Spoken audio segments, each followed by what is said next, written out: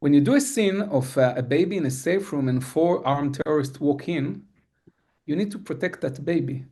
As a director, for example, telling the story of the Yahalomi family, it's a husband, wife, and three kids.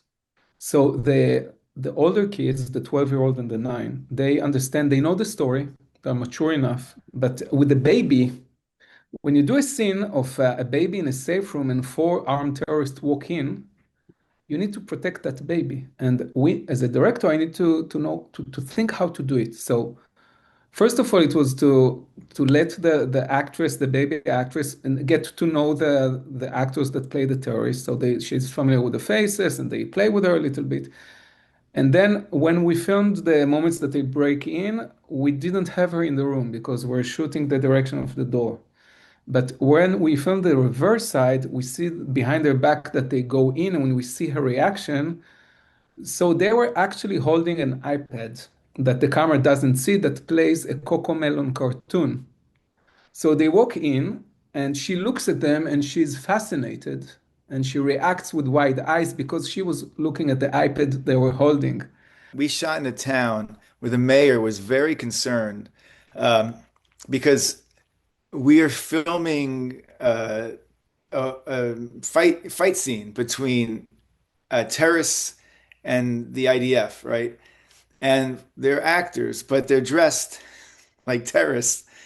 And what if someone in a building up above sees this happening and thinks it's real?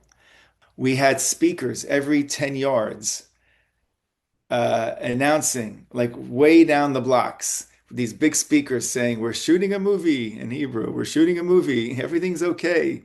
And then when we would bring the actors to the set from the holding area, they're dressed in their costumes.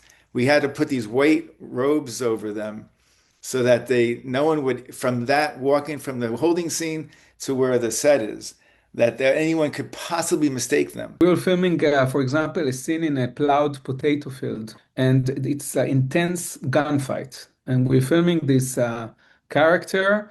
His name is Kobe. He's a police officer, counter-terror. He's like in uniform, and the actor is like doing all the action there. And we have the real person, this police officer, is standing next to us, and we are doing a take. And then I see that his hands are shivering, and he tell me like, man, I have this serious out of body experience. For the first time, I look at myself from the outside and understand what I've been through. For him, it was extremely strong therapeutic experience.